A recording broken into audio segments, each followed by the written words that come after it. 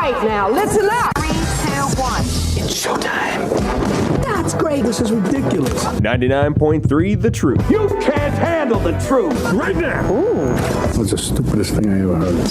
Let's do it. Hit it. It's time for Mac's World.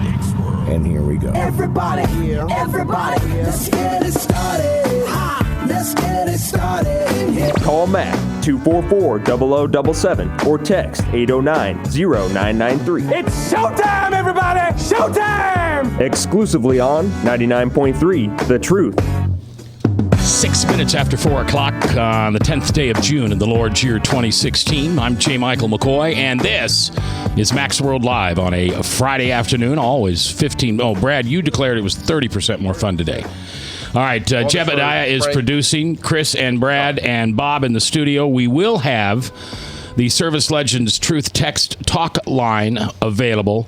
However, we will not have our call-in lines. Sorry, I'm going to protect my guests. And given some of the conversations we've had in the last hour, I'm not going to subject them to... I'm not going to do it. So call me whatever you want. You can turn off the radio. By the way, to the guy who texted us and said that he's never listening again, I was just about to change my mind, but since you're not listening, I guess I can't say it. It doesn't pay to shut out Mac's World Live. I'm kind of like Mother Nature. Remember that old commercial? Don't fool with Mother Nature. All right, my guest today is, I have two. Donna Redwing, who is the executive director of One Iowa, which is the 501c3 that is for the LGBT community. That is correct. Okay. And Keenan, do you want your last name on the radio? Yeah, that's fine. And what is your last name? Crow. Crow. All right. Keenan Crow. That's like a football player's name. And in quarterback. And Keenan is the deputy director of One Iowa. So, first of all, I want to know about One Iowa. I've always liked One Iowa because one of my favorite people is Carolyn Jensen. Okay, we know Carolyn. And yeah. she was on my show, I don't know, 10, 12 years ago on WHO one time. And so I've always... I think a lot of people, when they think of One Iowa, they think of the organization that helped to get and maintain marriage for LGBT people in the state. We're much more than that. We work from cradle to grave. We have an elder program for people in their 60s, 70s, 80s, and 90s. We make sure that they're treated with dignity and respect in their nursing homes, assisted care, hospice, even through 2 funeral homes. And then our youngest are in middle school and high school.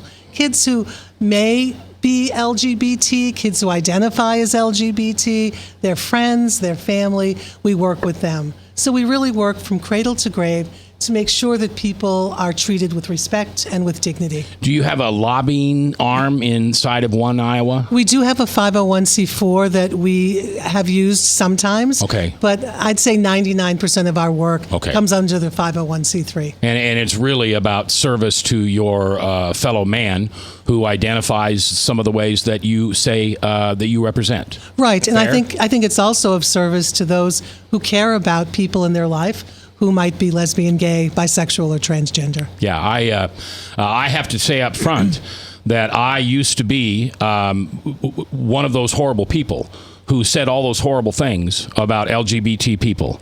And then one Christmas, this is no secret, one Christmas I picked up my 25-year-old daughter at the airport, and as we were driving home, she says, "Dad, you remember how you used to tell me that it was better if you heard bad stuff from me rather than other people?"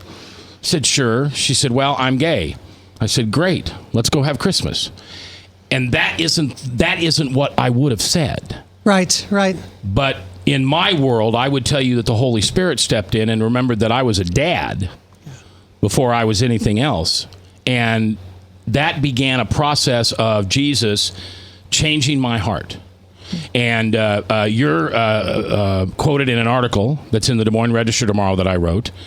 And that article is so important to me because it represents where my heart is now for all of mankind, not just the ones that I think are good enough or not good enough. Sure. So I thank you. And who are we to judge? First of all, when you told me that story, I thought, how do you stop loving your daughter just because she shared something about herself? One. Yeah, you don't. And two, who are we to judge? Yeah. Well, and one of the things that we're not going to do today, or one of the things I'm not going to do today, Chris is the station manager, and he has a level of responsibility that I don't.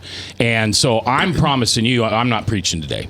I'm not interested in preaching. I want to learn. What I really want to learn about is transgender people. Sure. Because a very good friend of mine who asked me not to say his name, he's a big-time doctor here, or not a big-time doctor, big-time therapist here in town, explained to me medically what transgender meant. And of course, I was ignorant. I'm 57 years old, and I was totally ignorant of that. And it made me begin to think and pray, these are people Jesus wants me to love.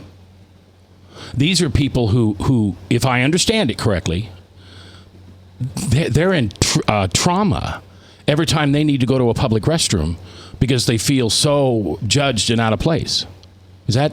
Sure. And can you imagine, I mean, something as basic as where you use the bathroom? And I know to reduce it to toilets is kind of ridiculous, but that's what it's all about, right? Some basic human functions. And so, you know, we work with a lot of transgender people. I'm not transgender. I'm a lesbian. Keenan is a straight man. So there you go. We work with lots of trans people. And for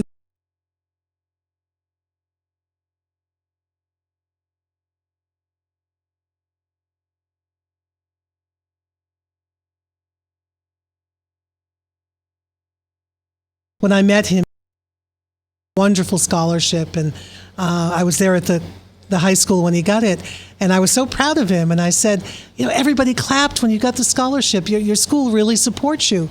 And he looked at me. He's a young trans man, and he looked at me and he said, Donna, I haven't used the bathroom in school since the 7th grade. Wow. Because this young person appears to be male, acts like a man, has a man's name, and is legally male now, but he has not had bottom surgery. He will not go into a girl's room because that would scare the girls. Right. And he was afraid to go into the boys' room because they'd hurt him. Yeah, exactly. The Service Legends Truth text line, 515-809-0993. Bob, you just chop in when you've got anything. Chris is here. Army Brad's here. Jebediah is producing, and I appreciate that you're here. Again, I have written an op-ed. What's an opinion editorial? Very good. So it's not an so it's not an article about news. I'm not reporting the news. I'm absolutely giving my opinion, and it's in an editorial. Exactly. Okay. Is in the Des Moines Register tomorrow as we begin Gay Pride Week this week. Donna is mentioned in there, as well as Dr. Nate Altman from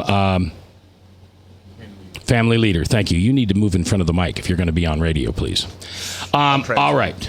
So now I want to ask you something, Keenan. You're a straight man. Yes. I'm surprised. I think that's, a lot of people are. Yeah, right? I think that's true. I like to say that I'm the only person I know that has to come out as straight on a regular daily basis. So why are you so passionate that this is your job, that this is what you pour your life into every day? Sure. So I did a lot of volunteering in college and grad school and things like that around a number of different topics. And One Iowa actually had a campus affiliate on our campus, and so I started volunteering with them. And the more I did, the more I got to know the issues, the more I got to know the people. I started feeling more and more of a personal connection, and really just feeling as though I wanted those friends to be treated the same as all my other friends were, and didn't quite understand maybe why that was at some level, and couldn't come up with an argument as to why that would be. So just seeing that injustice and seeing the differences between the two friend groups really motivated me. And currently, my partner is a member of the LGBT community, and so I think that's another aspect to it.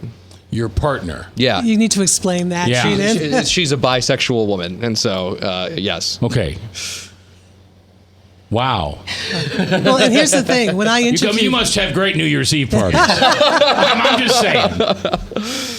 When I interviewed Keenan, I had no idea. Gay, I just knew he had the experience, he had the skills, he had the education. I hired him, and I think 2 or 3 months later, I found out, oh, yeah, he's straight. And that didn't matter to you? Oh, gosh, no. All right. Donna Redwing is the executive director of One Iowa. Keenan Crow is the deputy director of One Iowa, and they are our guests here. Again, there is an op-ed written by me, comments by Donna, and comments by someone from the family leader.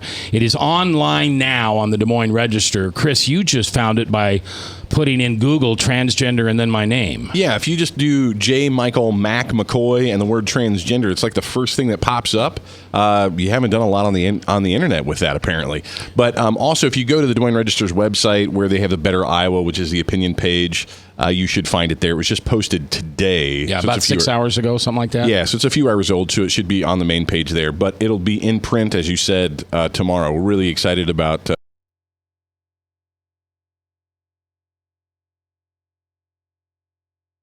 times a month, and I wanted to come out because I used to be one of those Christians. Was that pun was it an intended pun? It was an intended pun. It was good. I just wanted to make sure. I giggled, but I wasn't sure. So did we. We got it.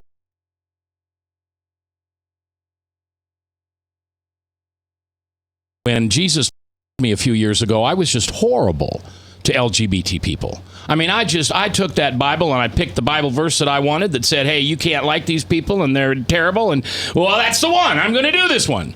And then, of course, somebody like Army Brad would say, well, why don't you go over to the love thy neighbor part and check it? Oh, you mean I'm supposed to love people I don't agree with? Yeah. Especially those people. Yeah. You mean I'm supposed to come alongside and help my fellow man when they're doing something in the Bible that says they shouldn't? Well, I do something that I shouldn't write in the Bible probably 1 hour a day.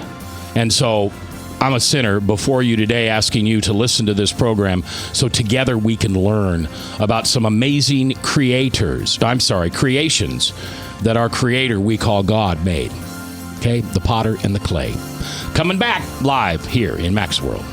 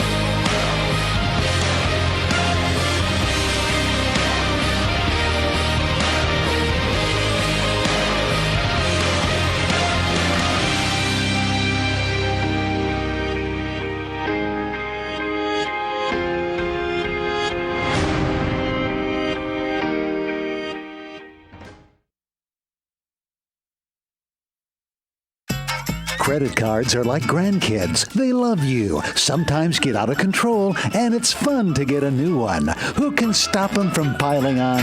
Hi, I'm Tom Coates with Consumer Credit of Des Moines. At the end of the day, you can return the grandkids, but you're stuck paying off bad credit card debt. We'll help you put the fun back into using credit cards responsibly. Right, kids? Yeah! If you need help getting credit cards off your back, call Consumer Credit of Des Moines. Hi, my name is David Burrier, your Hope Coach. I host a live weekly talk show called I've Been There every Thursday afternoon at 5:30, right here on webcast1live.com, and on my weekly radio program Saturday mornings at 10 on Truth Network 99.3 FM. I interview common everyday people who have survived incredible life challenges and who testify to God's faithfulness in the midst of their storms. So join me as we bring a message of hope and encouragement. Everybody needs hope. I know, because I've been there. Hey everybody, I brought Northern Lights Pizza, and it's got Graziano sausage.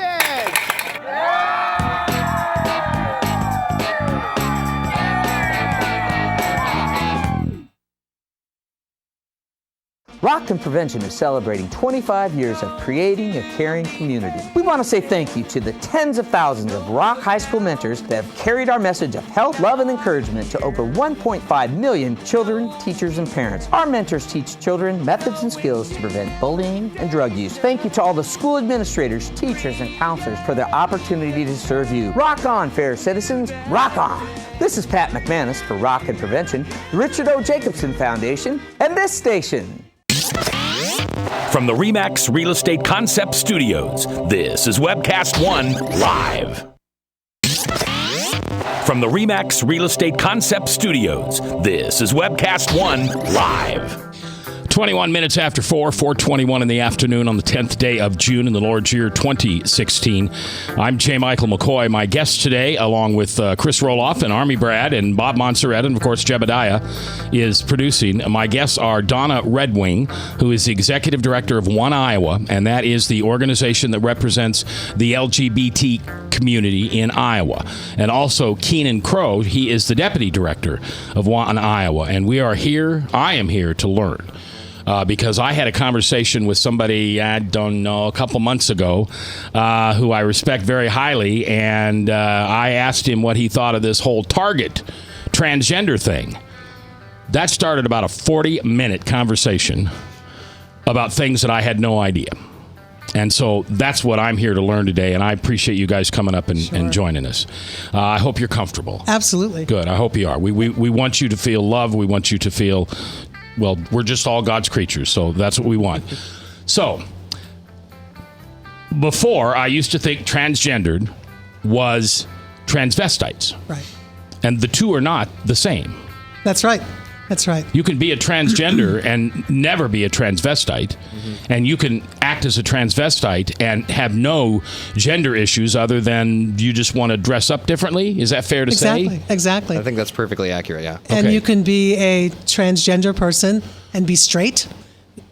Okay. Because we have gender identity and then we have sexual orientation. So it gets really complicated. And sexual orientation is relative to gender identity. Sexual orientation is relative to gender identification. Correct.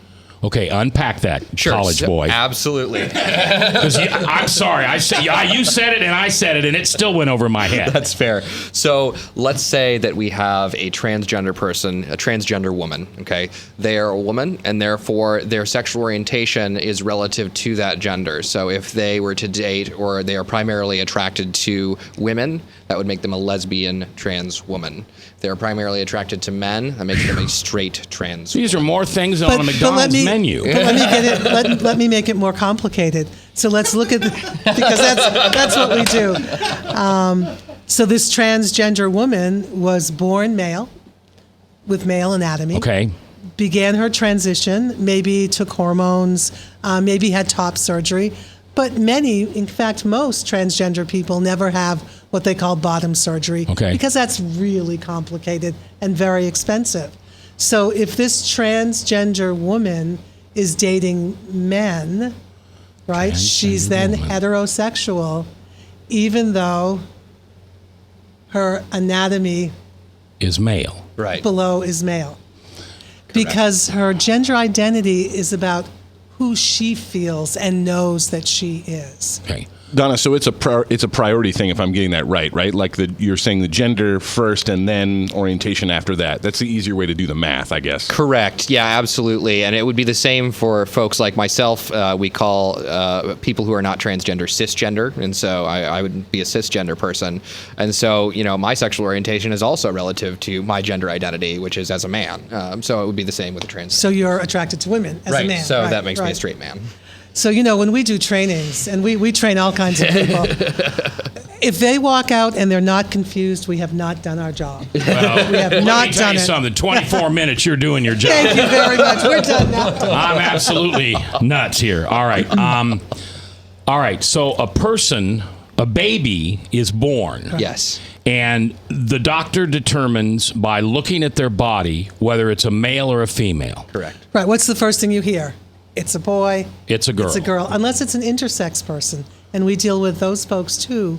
Hold on. Intersex. Yeah, That's intersex. a new. So an intersex person is... you may have heard the term before, hermaphrodite. Yes. Now, that's the term I learned in my middle school science textbook. But the new word is? The new word is intersex, and that's because hermaphrodite is not actually a scientifically accurate term for these folks. Hermaphrodite refers to something that human beings are not capable of, and so they've modified that term to make it more medically accurate. And so now we call these people intersex. And what this means is that at a biological level, these people are neither male nor female. And so they're and how are they? What does it say on the birth certificate when it says gender? It depends on who the doctor is The doctor selects. Yeah. But there's not there used to be a third category with that word that we don't use anymore? No, there are some countries that actually do have third categories, such as New Zealand, specifically for this reason. But we do not have one here in the U.S. What do our birth certificates in the United States say? Does Male or female. Okay, but I would imagine you see that transitioning to something different? I think so, especially for the intersex person, because, in the old days, if somebody was born with ambiguous genitalia, the doctor and the parents would make a decision. This will be a boy or a girl. Okay. And they would do the surgeries to make that happen. However, if their decision was to make this child a girl, and by the time the child is 3 or 4 or 9 or 10, they know that that's not who they are, it's kind of hard to go back and change the plumbing, so to speak. Donna Red Wing is my guest, along with Keenan Crow. She is the executive director of One Iowa, the organization that speaks for the LGBT community here in Iowa, and Keenan is the deputy director. The Service Legends Truth text line is open. If you've got a question or a comment, you're welcome to put it in there, 515-809-0993. Bob? Yes, this came in. The question is, I am just curious where your guest's worldview comes from. She mentioned respect and dignity. Does that come from God or man? Does she believe in God? Well, I think we have different. We come from different places. I was raised in a Lutheran home. I'm now a member of the Unitarian Universalist Church. I do practice Buddhism. I believe in Jesus Christ. And I believe that I'm a very, very spiritual human being. So I think in something much larger, much more than us. Okay. Were you created by someone we call God? I was created by someone. Some of us call God. Some of us call something else. I believe I believe in the Spirit. Okay. I believe in a. It would not be as we say, sons of Abraham, Isaac, and Jacob. That's not the God that you believe in. I think that the God I believe in is connected to the sons of Abraham and to many other Okay. Do you have a different thought on that, or do you? I mean, she is your boss. You may not want to disagree. But. He can disagree. I was raised in a Methodist home. I actually converted myself to Southern Baptism when I was about 13. I currently am what I would call an agnostic atheist. Okay. All right. So you don't know if there's a God, but you don't think there is one. Right. Yes, I have not seen any evidence to indicate that, but I'm certainly open to the evidence. No, that's not what we're here to do. I'll take you out to coffee and we can do that sometime. I'm a certified Jesus freak, dude. So. But what this brings up, and thank you, you've never seen. Do you know that more people in this country believe that they've seen a ghost than believe that they have ever met a transgender person? Really? 18% believe they've seen ghosts. 16% believe that they've met a transgender person. Wow. Isn't that scary? Yeah, well, not scary. For lots of reasons, right? So, all right. Okay, we may be getting on some good information here of some differences. So, because after we talked about the person being born and the genitalia isn't quite right, and so mom and dad determine what they're going to be, and then all of a sudden at 10 or 11 or 12 they say, I don't feel like I'm the person you dressed me up to be. Right, but that's the intersex person, probably 1 out of 2,000. So that's not the transgender person. So the transgender person is born with identifiable parts. And those parts don't match what their identity is. Correct. And what we're seeing, and this startled me, but now I understand, as young as 3 and 4, children are saying to their parents, I'm not a girl, even though biologically they are a girl. We have a group for parents of gender creative kids who believe that they're born in the wrong body. Some of these kids may grow up and become transgender persons. Some may not. We don't know. But these are parents who They want to love their kids. They want to understand their kids. And so we provide a space for them and a facilitator, a therapist is a facilitator, just so they can navigate all of that. So here's a good question. So you think it's okay for your group or a group of parents or whatever to sit down and tell a child what gender you think they are? No, that's not the right line. No, the children are telling the parents what gender they think they are. And you don't and you think the child at age 4 or 5 can be able to identify that. Some of them can. And therefore respect it. Yes. Some of them can. I think cisgender children can as well. So if you ask a 4 or 5-year-old whether they're a boy or a girl, they can often tell you with absolute clarity, right? Whether they're a boy or a girl. Often trans kids can as well. We often don't question it when it's a cisgender kid. We only question it when it's a transgender kid. Okay. Keenan Crow and Donna Redwing are here. Donna is the executive director of One Iowa, which is the organization that represents the LGBT community in Iowa, and Keenan Crow is the deputy director. All right, so the texter kind of asked this question. So how do you know right from wrong? How do I know right from wrong? How do you know right from wrong? I think there's lots of ways to know right from wrong. I think many of us know right from wrong. We feel it. Also, I was brought up in a household that was about dignity, integrity. It was about feeding the hungry, clothing the poor. We didn't have very much, but what we had, we shared. We were brought up in a household that really, really understood our obligation. So I've read the Bible, I think 3 times.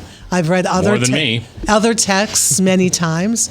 And I think that, there is a core of goodness and decency that's pretty common, whether you're a Buddhist, a Christian, a Muslim, or an agnostic. Okay. I don't think it's hard to know right from wrong. Yeah, I think we can, look at the consequences of our actions. We can examine them against what seems to be almost universal to human beings, the golden rule, or, a more souped-up version of that, something like Kant's categorical imperative. Only do the thing. There goes college boy again, talking about stuff I don't know. Only do things which, if you could universalize them, would be acceptable. So you wouldn't want to steal, because if everybody stole, then, society would collapse. Yeah. So. We'd have a problem. How do you know right from wrong? Yeah, I knew. How come I knew you were going to ask me that? Donna, for 50 years, I'm 57. Okay. And for 50 years, Mac determined what was right and wrong.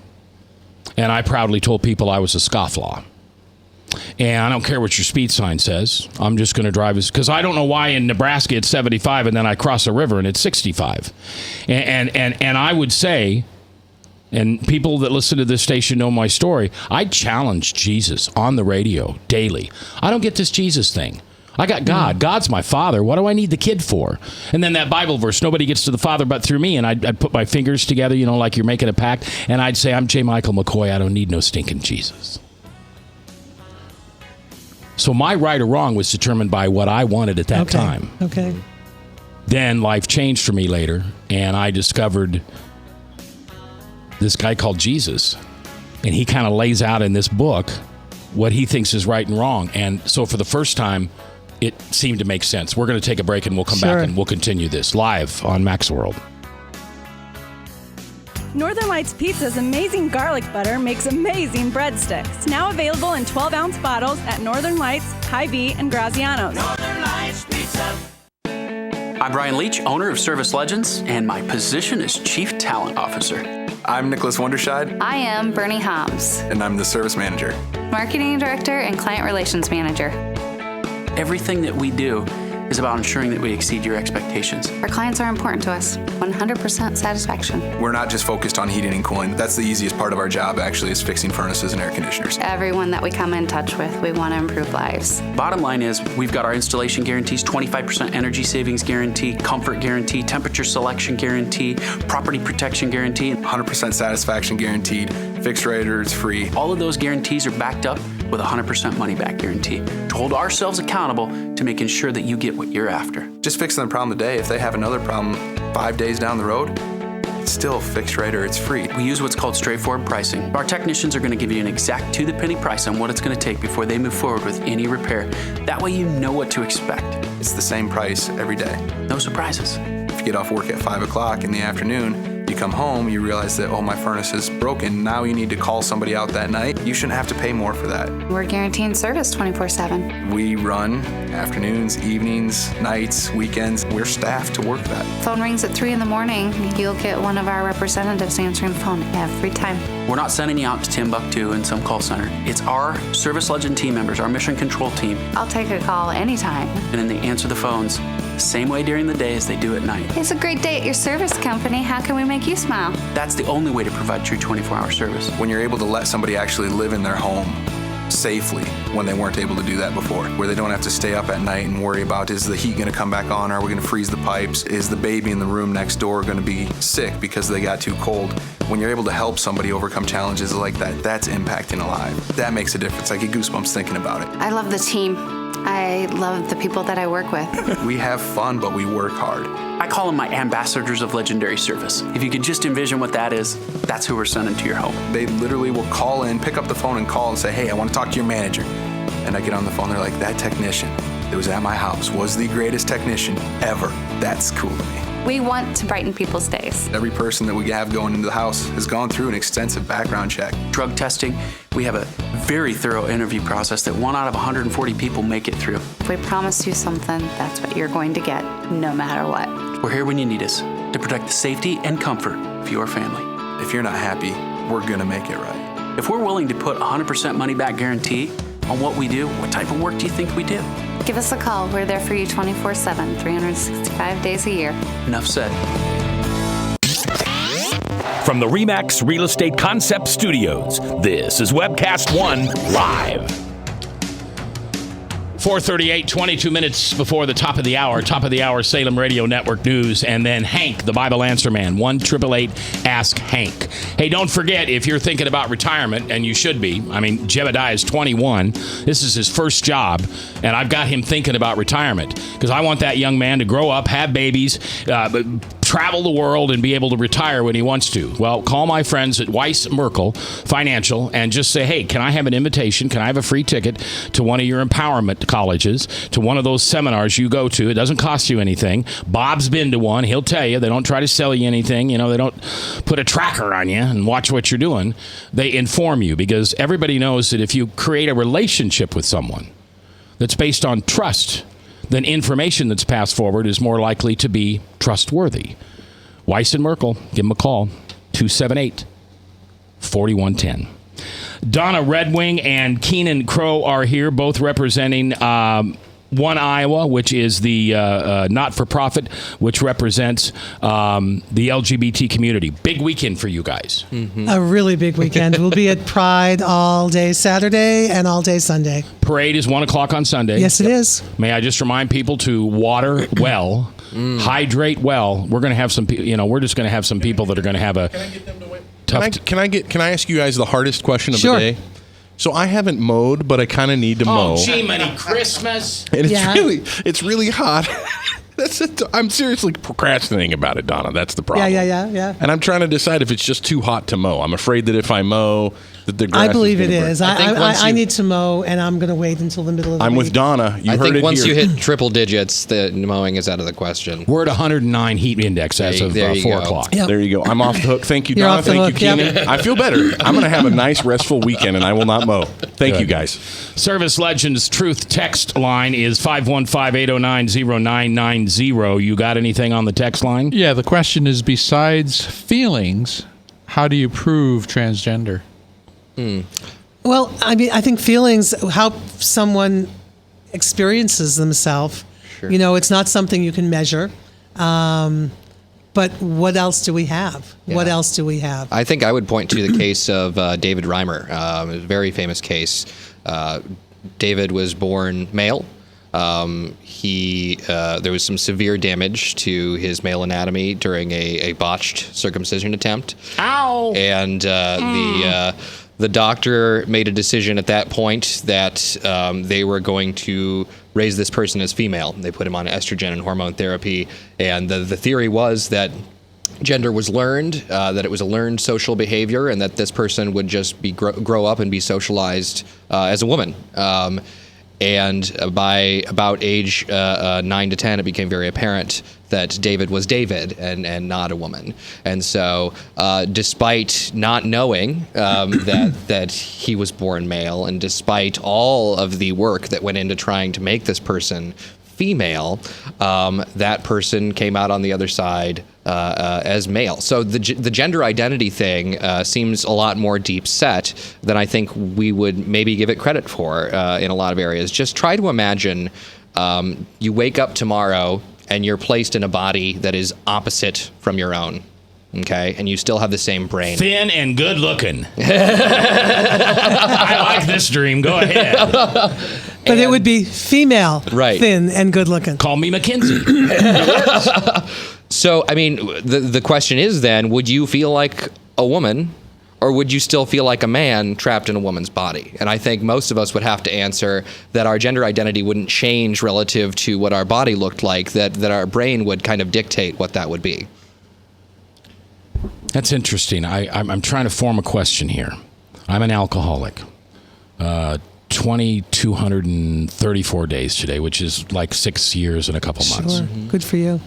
I used to identify as an alcoholic. Now, of course, I didn't say that to anybody. Sure. I might make a joke. Well, I'm going to go home and drink some gin tonight. No, I was going to drink a gallon of gin tonight. But I identified. When I decided to get sober, and I turned my life and my will over to the care of God as I understand Him, I didn't stop identifying as an alcoholic. Right. I was different because I wasn't drinking anymore. But as we know from 12-step programs, it's the isms that make an alcoholic. It isn't drinking alcohol. Right. There's a lot of people out there that drink alcohol. Maybe you two or both of them. Well, I think I'm the only one in the room that has a problem with alcohol. You guys can go out. You love to have like 14 beers on the way home. No, you don't, Chris. I'm kidding. But you'd like to have a beer while you play board games. But never in a million years would you think you're an alcoholic. So in that comparison, I'm born a male. I identify as a male. Until all of a sudden, I see. Here's where I want to say something. This is where I'm going to stop you. Okay. For most transgender folks, they come to the understanding that they're the opposite gender as young as 3 or 4 or 5 or 6. Many will not act on that. We work with a woman who's 66 years old. She's going through hormonal therapies and surgeries now. She's 66 going on 16, right? But in her generation, she didn't have access to information, research, a therapist, a doctor. But people do today. Young people will know their understanding of their gender is as young as 3, 4, 5, or 6. So they're not boys at 3 and girls at 5. They know that they're in the wrong body. And that's the way they talk about it. Nobody teaches them that. Our group of parents, these aren't progressive, gay and lesbian, members of the gay and lesbian community. These are moms and dads and grandparents whose kids have come to them and said, I'm not a boy, I'm a girl. And what do you do with that? What did we do 50 years ago when that was said? Well, if it was a girl, she was a tom girl, and you prayed like heck that she'd grow out of it. And if it was a boy, he was a sissy, and he was picked on and called names. We all know those kids. So today, at least, there's the language, the information, the medical community, the psychological community are there to help these kids. All right. Donna Red Wing and Keenan Crow with One Iowa. You got one? Well, I have a question. Okay. myself. Oh, you have one. I have one. All right. Before this, the transgender bathroom thing came up and they're making a big deal, transgenders have always been using bathrooms, correct? Correct. Yeah, and it's been the law in the state of Iowa since 2007. So they've been able to access the facilities that correspond with their gender identity for the past 9 years now. Not an incident that we're aware of. So have there been complaints or anything about No. that? I mean, I'm assuming people don't even know the difference. Right. No. Right. And so why would this be brought up to cause this big stir when everything seemed to be going okay? I think the world is changing. I think that, marriage was the big issue for a long time, and they've kind of moved from the bedroom to the bathroom, right? I mean, now it's all about the bathroom. Well, I think they've moved from the bedroom to the boardroom. To the bathroom, yeah. I don't run into a lot of Christians, real Christians. Because there are cultural Christians and there are real Christians. There's guys like me which have been mugged by Jesus, and everything changed. Everything changed. Then there are the people that go to church on Sunday, put a little jingle in the collection plate. If they're asked if they're a Christian, they think it's a political question, and they go, "Why, yes." But they have no relationship. They have a religion, but no relationship. And then there are those who are part of no religion at all, who have a relationship with their Maker that is extraordinary. I understand. I will tell you from my personal experience, I needed to find Jesus for me to understand who my Creator was. Because remember what I told you before? Who was my Creator? I was. Yeah. I was the center of the world. All right, when we come back, I want you to be open and honest. I want you to tell me about the horrible things that people who love Jesus or say they love Jesus say to you or email to you. I want my listeners to hear how you people are, how you guys are treated. Sure. Okay, and I hope you'll lay it on us. Okay. 4:47 coming up on the last break. Thank you for listening today. You have no idea how much prayer went into this show, and so far, Jesus, I thank you that this show is just amazing, and I appreciate you putting these two people in front of me and in front of my listeners. We're coming back because you know what this is? This is the truth. 99.3. From the RE/MAX Real Estate Concept Studios, this is Webcast One Live. Credit cards are like grandkids. They love you, sometimes get out of control, and it's fun to get a new one. Who can stop them from piling on? Hi, I'm Tom Coates with Consumer Credit of Des Moines. At the end of the day, you can return the grandkids, but you're stuck paying off bad credit card debt. We'll help you put the fun back into using credit cards responsibly. Right, kids? Yeah! If you need help getting credit cards off your back, call Consumer Credit of Des Moines. Rockton Prevention is celebrating 25 years of creating a caring community. We want to say thank you to the tens of thousands of Rock High School mentors that have carried our message of health, love, and encouragement to over 1.5 million children, teachers, and parents. Our mentors teach children methods and skills to prevent bullying and drug use. Thank you to all the school administrators, teachers, and counselors for their opportunity to serve you. Rock on, fair citizens. Rock on. This is Pat McManus for Rockton Prevention, the Richard O. Jacobson Foundation, and this station. Northern Lights Pizza, your home of the tasty crust. Our garlic butter sauce now available in 12-ounce bottles at Northern Lights, Hy-Vee, and Graziano's. Northern Lights Pizza. Hi, my name is David Burrier, your Hope Coach. I host a live weekly talk show called I've Been There every Thursday afternoon at 5:30, right here on webcast1live.com, and on my weekly radio program Saturday mornings at 10 on Truth Network 99.3 FM. I interview common, everyday people who have survived incredible life challenges and who testify to God's faithfulness in the midst of their storms. So join me as we bring a message of hope and encouragement. Everybody needs hope. I know, because I've been there. From the RE/MAX Real Estate Concept Studios, this is Webcast One Live. From the RE/MAX Real Estate Concept Studios, this is Webcast One Live. 10 minutes before 5, 4:50 in the afternoon, 10th day of June in the Lord's year 2016. On Monday, a veteran, who got treated excellently by the VA. We don't hear those stories. We only hear the stories that they do so horrible.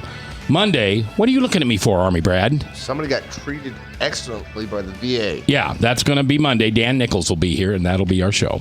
Wow. 809-0993 is the text line. My guests are Donna Red Wing and Keenan Crow. They are with One Iowa, which is the organization that represents the LGBT community. We've talked about what a transgender is. We have talked about different medical things that come up. We've talked about how kids are now identifying themselves as a different sex, a different gender, than they were before. We've talked about how we know right and wrong. Now I want to talk about the wrong. I want to talk about the kind of person I used to be and use those horrible words that are now called hate words to identify somebody who was different than I was. Because if you weren't white and you weren't a male, you weren't superior, right? That's what we do. And then Jesus comes along and changes everything. But what I've asked these folks to do now for a couple minutes is share some of the ways we the people who say we love Jesus, have treated you and your team and people in your organization. Well, I think, and I wouldn't say that these are people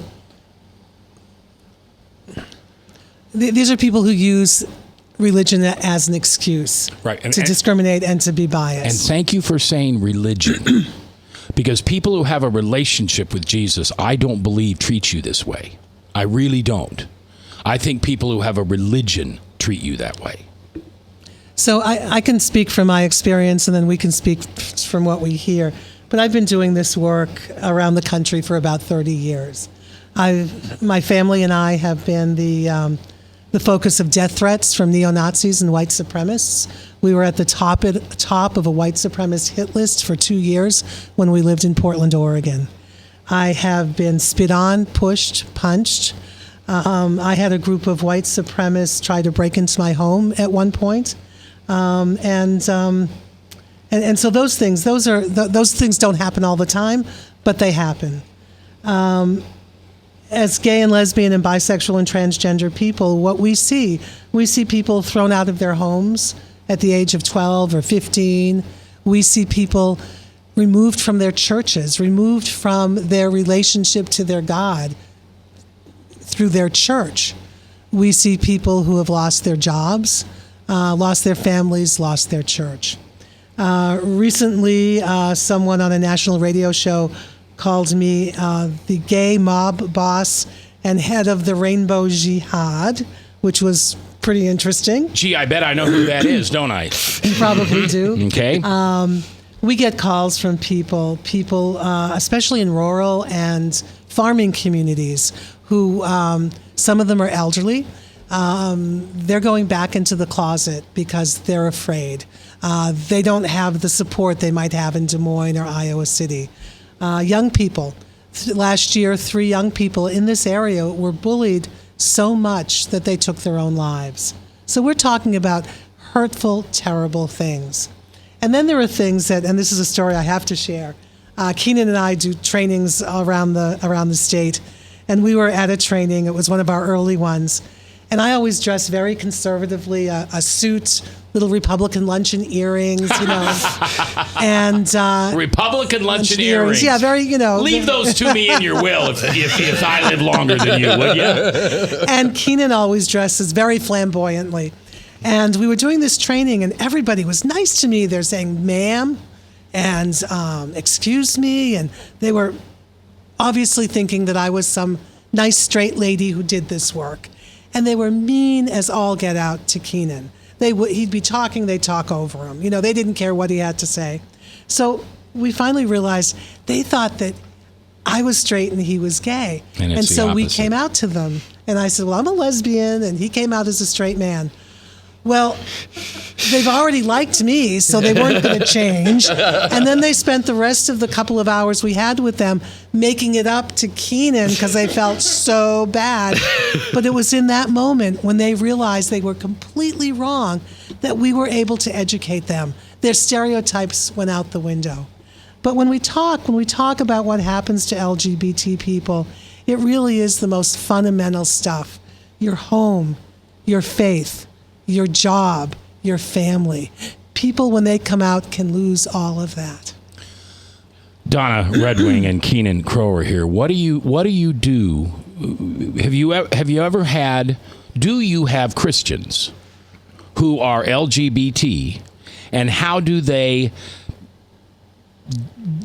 deal with the Bible? Sure, there are many Christians who are LGBT.